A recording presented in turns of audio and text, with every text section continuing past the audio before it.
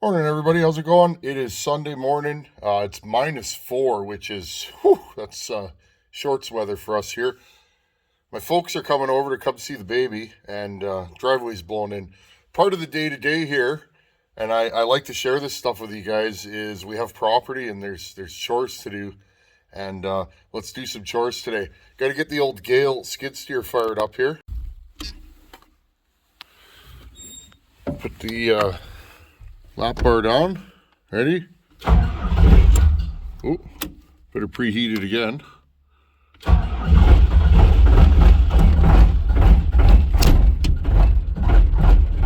She's a little cranky today, friends, but it's been really cold out, friends, and didn't have her plugged in, but she's a good old girl. She always fires up.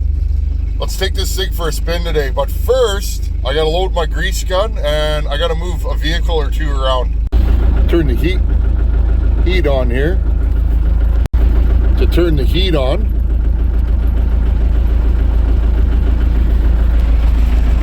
I got air coming out of this hose which blows onto here. You guys can see the mower.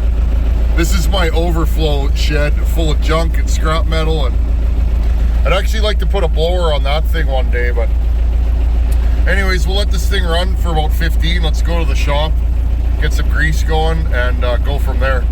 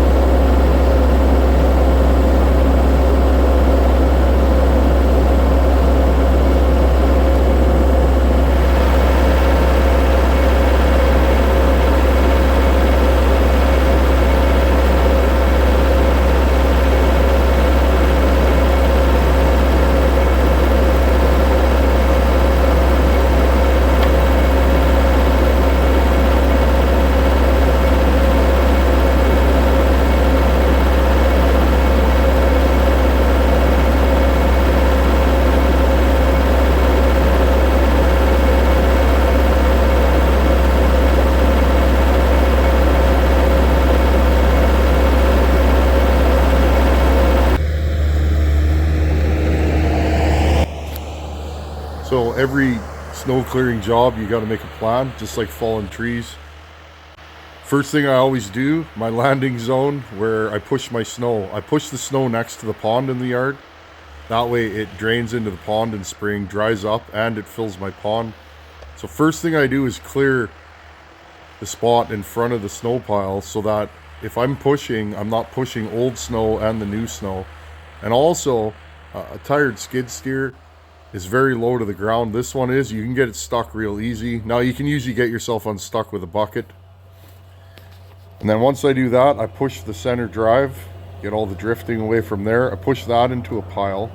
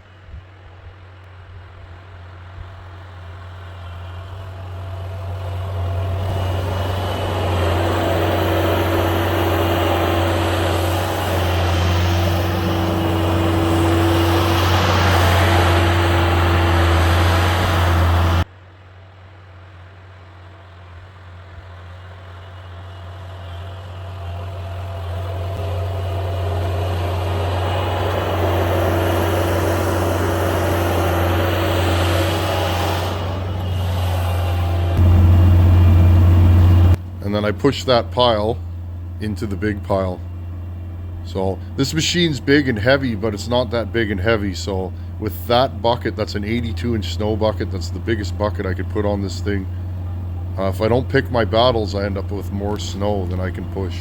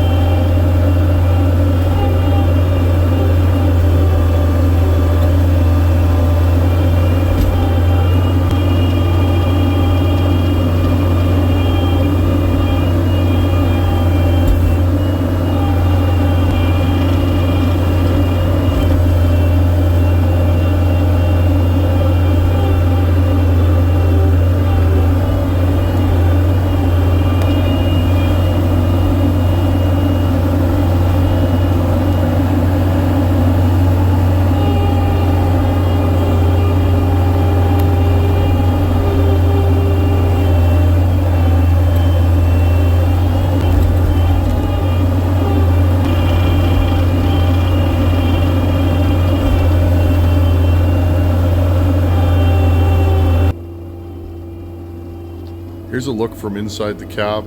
I did commercial snow clearing years ago, and one thing I learned from the old guys that I ran equipment with, old guys are smooth. They've got millions of hours on equipment.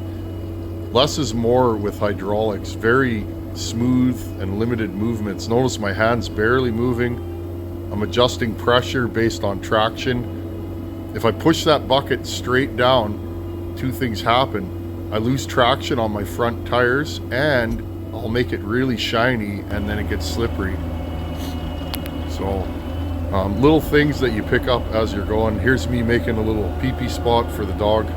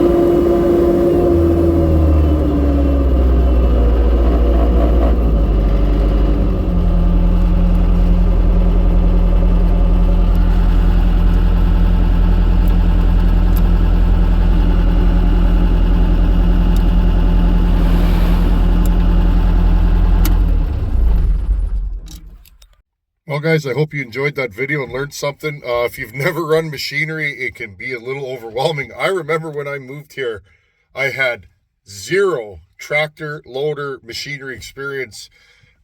Even backing up trailers in the dark. I rarely had backed up a trailer in the dark, a few times with other jobs, but you learn all this stuff and you buy equipment as you go, and you're buying grease guns and all kinds of stuff, hydraulic hoses. And one thing I can say, if you run old equipment, you know, if you take good care of it, stuff like this is a commercial machine. It's 60 horsepower. It weighs about, with the bucket, I think this thing's right around 11,000 pounds. This machine was meant to make money. It's retired now, though. It's my snow clearing rig. I maintain the driveway with it. I don't dig with it much. I prefer to dig with a machine with tracks, but anyhow, friends, this machine, it's been a good deal, and it's been very reliable. I have worked on it a few times, but I did insulate the cab and update the heating system and everything when I got it. It's fairly warm in here. You still got to wear snow boots and stuff like that, but anyhow, just another day on the farm here. This is what my day-to-day consists of. Some days I can't film because I got snow clearing to do or machinery to work on. Anyway, as time goes, I'll add more and more of this stuff into videos if you guys enjoy it. And don't let machinery intimidate you. One thing I could say, hydraulics move everything slow, okay? This thing here, this is not a fast skid steer. The cycle time's slow, but even this, for a novice, this thing moves fast. When you get into the modern, you know, if you get into a modern 100 horsepower machine with a turbo and all that, those things cycle so quick, they can be out of control for the novice user. So anyhow, friends, I'm going to go inside and eat some breakfast and continue on with my day. Thanks for watching. Take her easy. Later.